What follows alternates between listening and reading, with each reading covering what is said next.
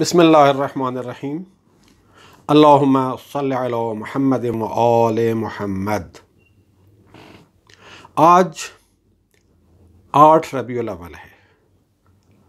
और 8 रबीउल अव्वल का दिन दो मुनासिबतें अपने साथ लिए हुए होता है। एक मुनासिबत ये कि 8 रबीउल अव्वल अय्याम अज़ादारी इमाम हुसैन अलैहिस्सलाम के सिलसिले का आखिरी दिन है, और दूसरी मुनासिबत ये कि 8 रबीउल अव्वल आइम्मा अहले बैत में से 11वें इमाम हज़रत इमाम हसन अस्करी अलैहिस्सलाम का यौम शहादत है। आज इन दोनों मुनासिबतों के बारे में इख्तिसार के साथ आपके साथ कुछ बात करेंगे। पहली बात यह कि 8 रबीउल अव्वल इमाम हुसैन अलैहिस्सलातु वस्सलाम के अय्याम अज़ा का आखिरी दिन होने का ये मतलब हरगिज़ नहीं है कि कल से यानी 9 रबीउल अव्वल से लेकर फिर 30 या 29 ज़िलहज तक अज़ादारी इमाम हुसैन अलैहिस्सलाम नहीं होगी। अज़ादारी इमाम हुसैन अलैहिस्सलाम सारा साल होती है। साल का कोई ऐसा दिन नहीं होता जिसमें इमाम हुसैन अलैहिस्सलाम का ज़िक्र ना होता हो, इमाम हुसैन अलैहिस्सलाम की शहादत का ज़िक्र ना होता हो, इमाम हुसैन अलैहिस्सलाम की तहरीक और उनके क़याम का ज़िक्र ना होता हो। किसी न किसी मुनासिबत से कहीं न कहीं ज़रूर मजलिस हो रही होती है और इमाम हुसैन अलैहिस्सलाम का ज़िक्र हो रहा होता है। लेकिन जब ये कहा जाता है कि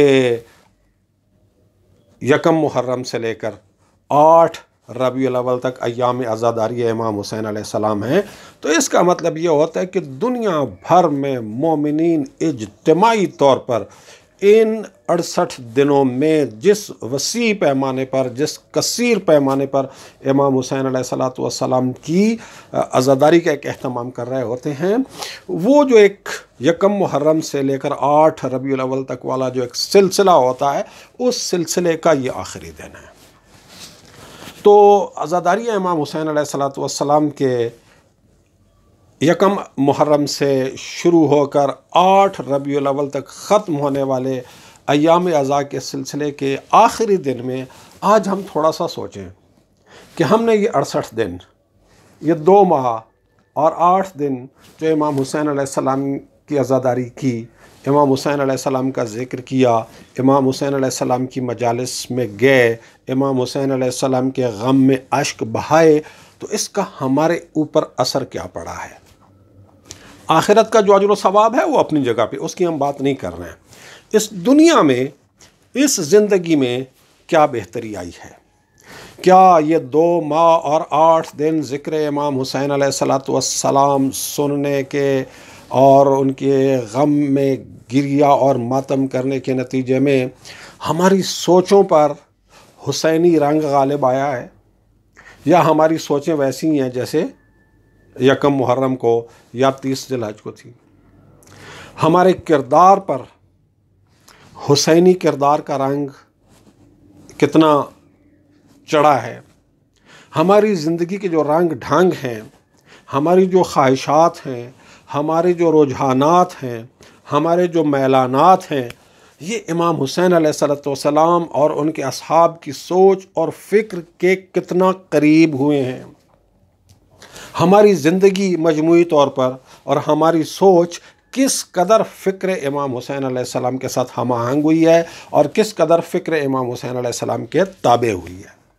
हम अपनी अमली ज़िंदगी में, हम अपने अमली रवैयों में यज़ीदियत से कितना दूर हुए हैं और हुसैनियत से कितना करीब हुए हैं। अल्लाह ताला की मारिफत हमारे दिलों में कितनी बड़ी है। कुरान शरीफ का इल्म, कुरान शरीफ की मारिफत कितनी हमारे दिलों के अंदर, हमारी ज़हनों के अंदर बड़ी है। हमारी सोचों और हमारी ज़िंदगी पर कुरानी तालीमात के असर और तासीर में कितना इजाफ़ा हुआ है। अगर यकम मुहर्रम को हम कुरान शरीफ और तालीमात मोहम्मद वाले मोहम्मद की रोशनी में अपनी ज़िंदगी का जायज़ा लें اور آج 8 ربیع الاول کو پھر جائزہ لیں تو کیا کوئی فرق پڑا ہے؟ کیا کوئی بہتری آئی ہے؟ اگر آئی ہے کوئی بہتری، کوئی فرق پڑا ہے، تو اس کا مطلب ہے کہ ہم نے ایام عزاداری امام حسین علیہ السلام سے کوئی فیض اٹھایا ہے۔ اور اگر ہم وہیں کے وہیں کھڑے ہوئے ہیں، ہماری سوچوں پر امام حسین علیہ السلام کی سوچ کا کوئی رنگ نہیں چڑھا ہے، ہمارے کردار پر ان کے کردار کا رنگ نہیں چڑھا ہے،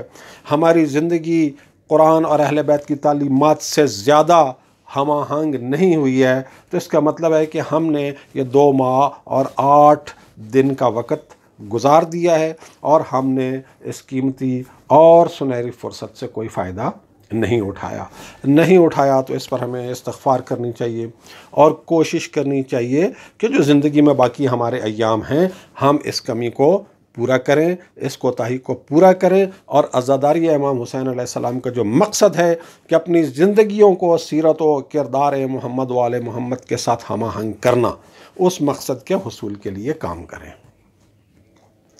دوسرا پوائنٹ امام حسن عسکری علیہ السلام کی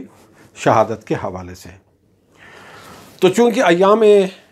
ولادت و شہادت ائمہ منانے کا مقصد یہ ہے کہ ان کی تعلیمات کا ذکر ہو اور ان کی تعلیمات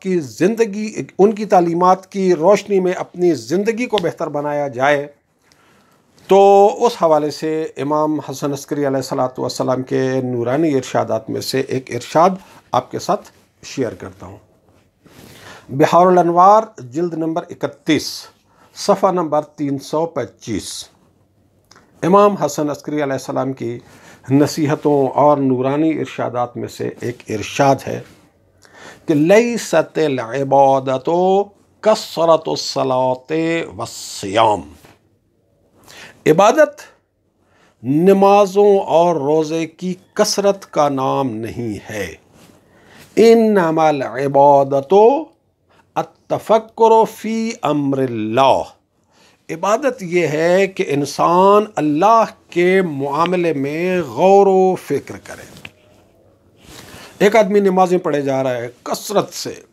روزے رکھے جا رہا ہے کثرت سے، حج اور عمرے کیے جا رہا ہے کثرت سے، مقامات مقدسہ کی زیارت پہ جا رہا ہے کثرت سے، اور بہت سارے کام کیے جا رہا ہے کثرت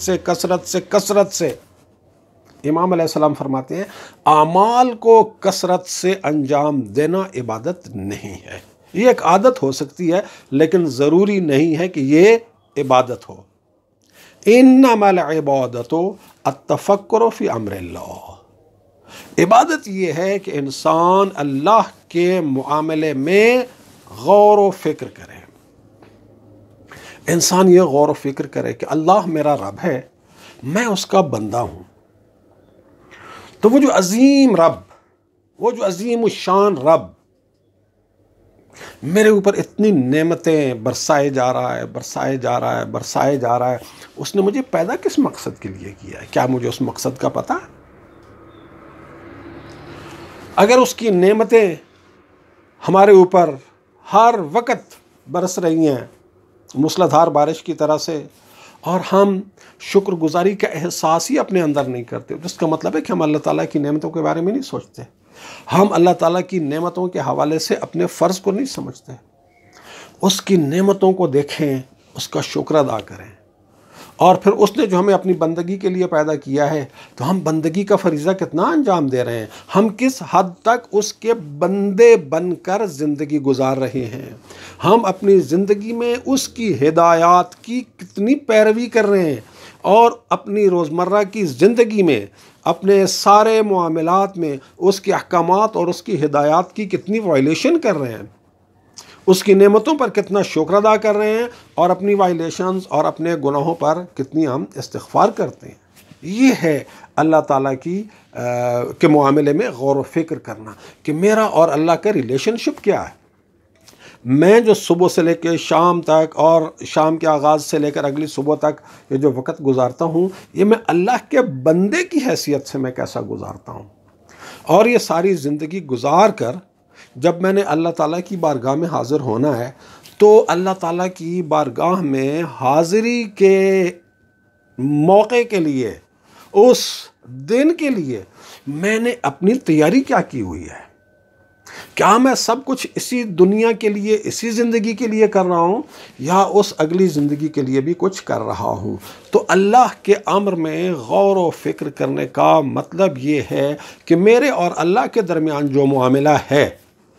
وہ کس سطح پہ کھڑا ہے، میرے اور اللہ کے درمیان جو معاملات ہیں وہ کہاں پہ کھڑے ہیں، میں ان معاملات کو کس طرح سے لے کے چل رہا ہوں، اور میں ان معاملات میں کس طرح اور کس حد تک ذمہ داری کا مظاہرہ کر رہا ہوں۔ اگر یہ نہیں ہے تو پھر نمازیں، روزے، حج، زکوٰۃ اور یہ باقی سارے جو ریچولز ہیں، یہ ریچولز رہ جاتے ہیں، بے جان ریچولز رہ جاتے ہیں، بے جان اعمال رہ جاتے ہیں۔ ہماری زندگیوں کے اوپر ان اعمال کا جو اثر ہونا چاہیے وہ اثر نہیں ہوتا ہے۔ نماز بنیادی طور پر اس لیے کہ ہم اللہ کے اچھے بندے بنیں، روزہ اس لیے ہے کہ ہم اللہ تعالیٰ کے اچھے بندے بنیں، حج اور عمرہ اس لیے ہے کہ ہم اللہ تعالیٰ کے اچھے بندے بنیں، یعنی اپنی زندگی کے تمام اعمال میں اللہ تعالیٰ کی بندگی میں اچھے معیار پہ آ جائیں۔